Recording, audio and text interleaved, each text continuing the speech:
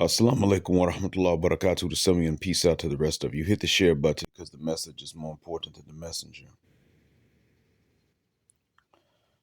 I was initially going to go live, and I may still do it, but I don't think I'm going to go live for this one. This election is not like other elections. This election is the election in which the black gender war is going to make national and therefore international headlines.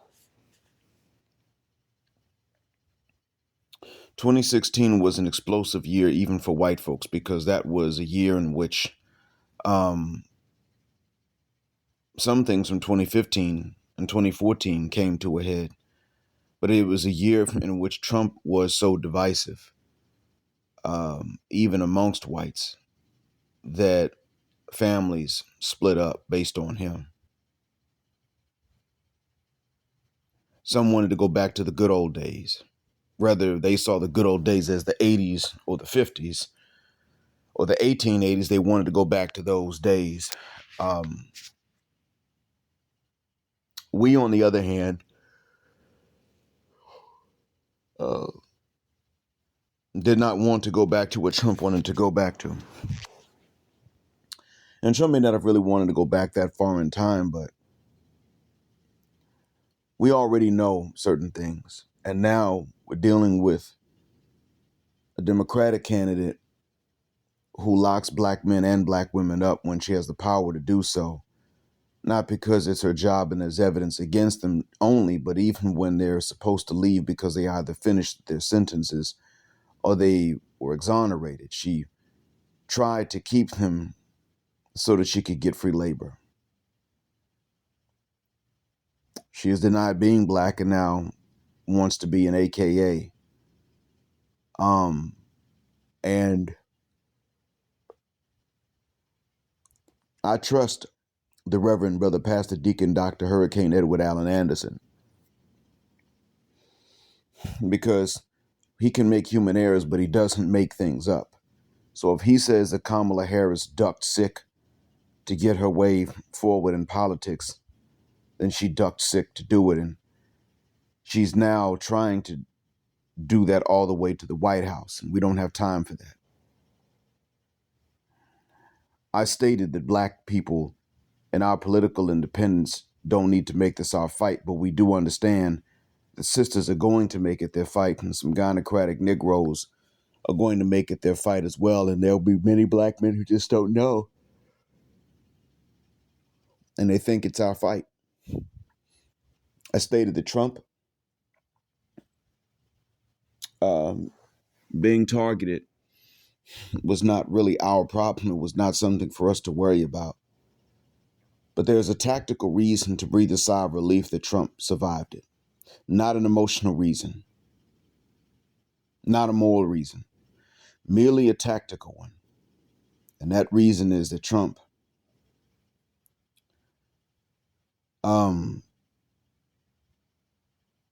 has stoked up so much hatred amongst those who follow him. They already had it, and he stoked it up even more.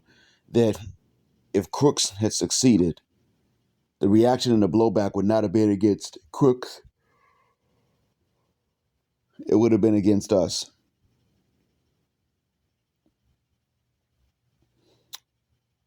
What Crooks tried to do was illegal, and the law dealt with Crooks fatally. And I'm not saying that what Crooks tried to do was legal.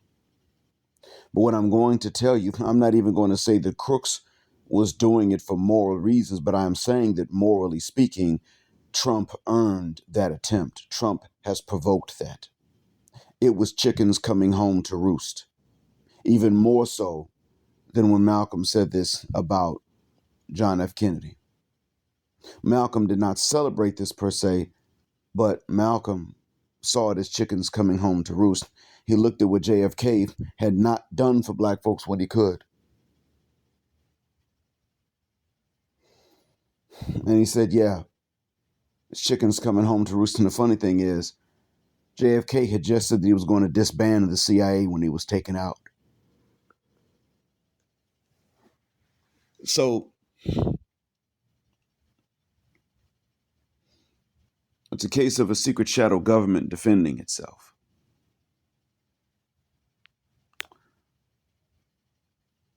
But I don't think Malcolm knew that much at the time. Malcolm knew that Kennedy had not done enough for us. And he was right. As a president, you cannot do enough for black people and then keep your post. Barack knew this. Biden knew this. Trump knows this. And Kamala knows this.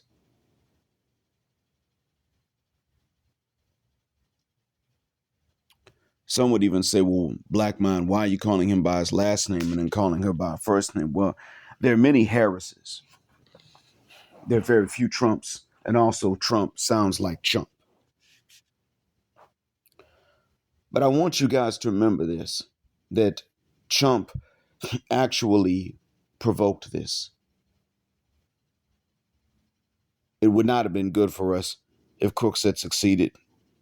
It wasn't good for us that Crooks failed per se, except that there's no real blowback against us because Crooks was found to have done this and therefore we had nothing to do with it. So we're not in the crosshairs. That's what I care about. But I do not want black folks for 1 second to think that this is not something that he provoked. And we have supporters that are going to say, why do you say that, black man? Well, don't forget what he's done and don't forget who the hell he's always been. If he has a choice between paying a debt and fighting in a court to not pay a debt, he'll choose to fight in court to not pay a debt. Because if it's too expensive to recover the debt from him, he gets ahead. That is a warlike attitude, and he has that with people that have worked for him in good faith. And that's how he's made money. He got money from his dad, but then he does these things to make money. He is similar to his grandfather, whose name was Drumpf, Drumpf, who went from Germany to the U.S. And in the Western U.S. and Southwestern Canada, began to sell property he did not own. That's how he made money.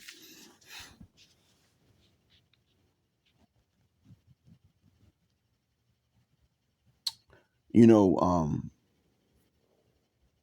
Trump has had people in his own family come out and say, no, he is a racist. We know Kamala is. But now, because black men are so sick and tired and fed up with the Democrats and with the gynocracy, many of them are jumping not only out of that, but into the Republican Party and backing Trump unconditionally and thinking that he's the man. And he's not. We don't have an ally. John Henry Clark was not right about everything, especially when we got to talking about Muslims and African Muslims. But John Henry Clark was right about one thing. We ain't got friends. Now, there are a few people that either are neutral or they're friends. They're rare on this planet. But for the most part, we ain't got them. And in American politics, we definitely don't. If somebody is trying to live in the White House, they are not friends of black people. You can't be our friend and make it to the White House. You can't even make it to the runoffs. The system is set up against that. Arabs have asked me before, why didn't Barack do more to help black people? And I tell them he couldn't. I'm not excusing him. He shouldn't have run for office, but he could not do it. You're not allowed to. The system is set up that way. You become president, you get pulled into some room somewhere, and you were told certain things you better not do or you're going to die. Change the foreign policy, that's one. Change the black policy, that's another. Overturn white supremacy, you don't do that. That is who America is. I've had to tell Muslims before, you are not going to vote your ass into a better situation. You weren't going to be able to do it before 9/11, and you would not be able to do it after 9/11. I've told Muslims this multiple times. Elections are not going to solve things for them or for us black folk. We're the original people. Satan hates us, and Muslims are on the path. They're on the faith of truth. And even the enemies who don't believe this do understand that we have a legal system independent of other legal systems. And so they're going to fight about that. We got a financial system that does not have interest in it. It's outlawed in our financial system. That means nobody gets to just loan money and then you're guaranteed to be paid back more than what you loaned out. The class of people that are making their money this way are going to be ticked off about that. They don't have to know that Islam is true to want to fight it so much. They will fight simply because of that financial incentive by itself. What do you mean I can't loan somebody 1,500 and collect 1,800? That's how I make my money. And they'll fight tooth and nail to protect that.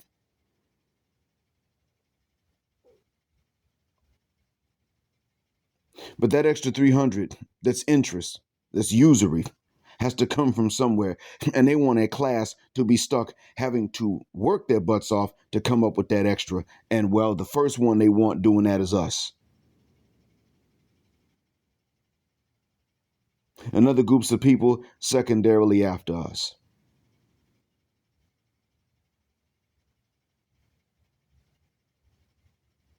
Don't forget the monster that Trump has always been, though.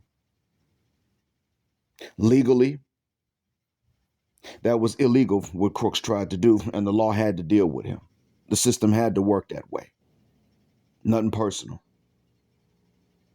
But I don't want you to lose sight of, morally speaking, what guys like that deserve and what they earned. I don't want you wasting prayers on their behalf so that they get away with the foul stuff they have done. Because otherwise, we will become the same oppressors that oppressed us. And we will turn groups of people that were not enemies of ours into enemies.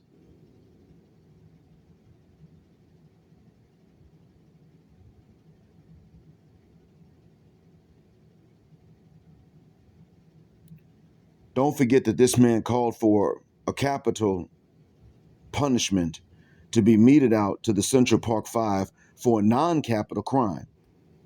But he didn't apologize when it came out that they didn't commit the crime. If he did, it wasn't public.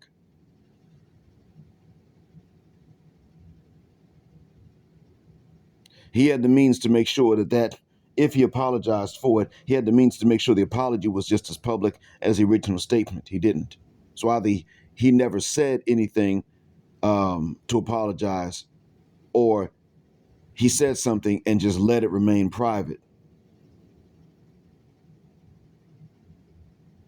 Don't forget that that's who he was. Don't forget that this man decided to ban a particular faith group from ever going into the United States, but that he made exceptions based on money. Do not forget also that this man separated children from their parents at the border 6.5 years ago. Don't forget that.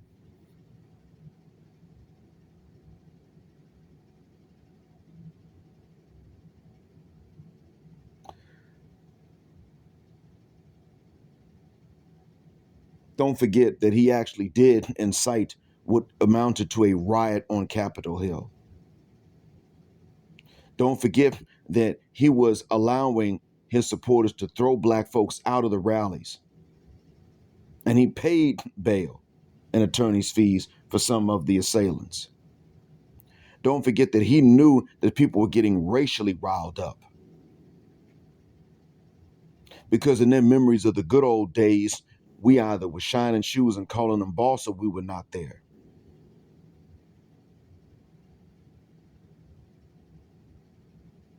Don't forget these things about Trump.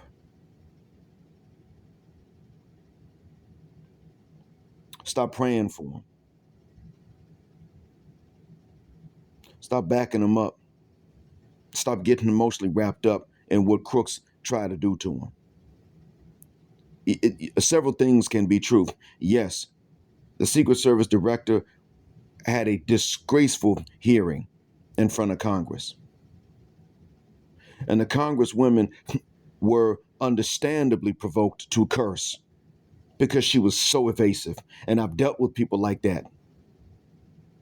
I deal with students like that a lot.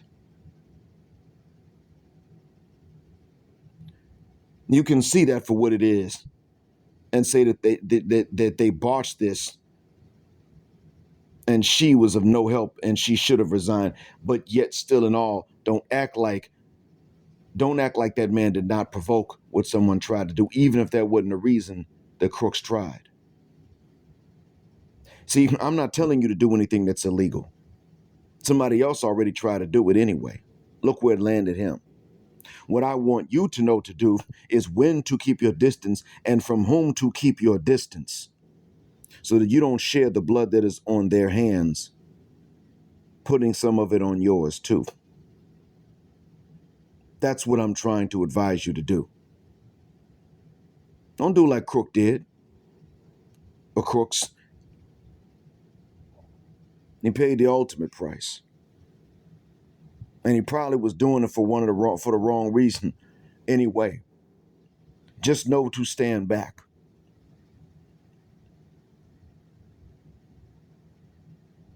There are some times when you don't have a good option to vote for. There are some times when the right way is not one that is being presented in front of you.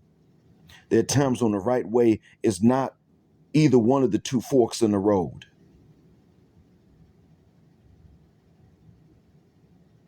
And this is one of those times.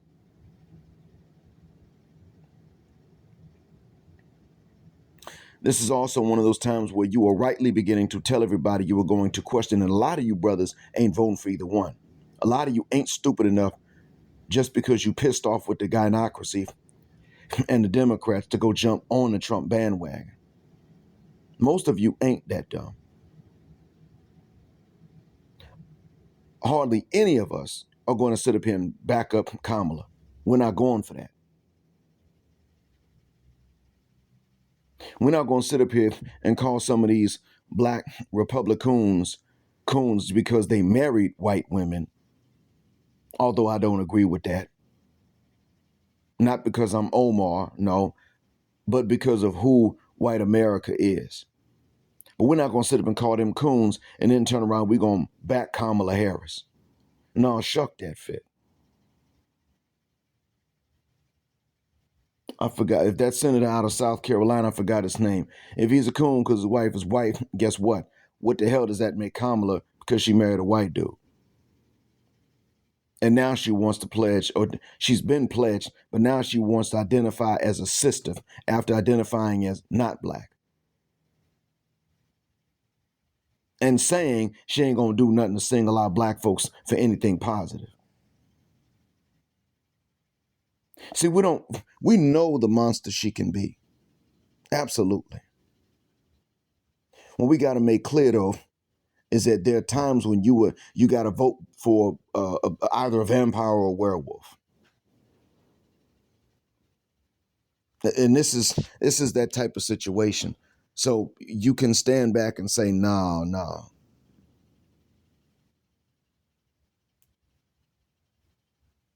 As a matter of fact, it's one of them situations where you got to, if you have different religious beliefs from me, but you still have moral beliefs, and you know enough about either one, you got to stand back and say no. But I'm actually glad that a lot of you brothers ain't willing to blindly support anybody. This is going to make the world know about the gender war.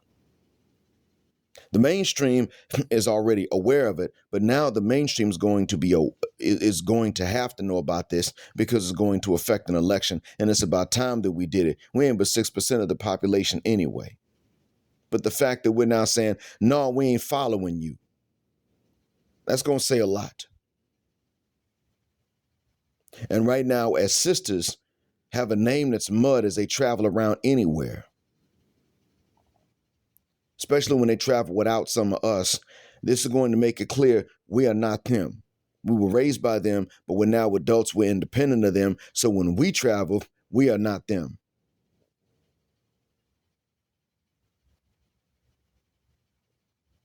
And for that, I'm very proud of you, gentlemen, for making the world know this and be aware of this. I'm very proud of you. It has to be like that. Because in all honesty, if it's not, you don't need me to tell you how much longer the gynocracy is going to last under-challenged. I won't say unchallenged, but under-challenged. And we don't want that. We want it challenged sufficiently, don't we, gentlemen? And now the world's going to know. And others are going to challenge this gynocracy and this matriarchy and this hyenocracy.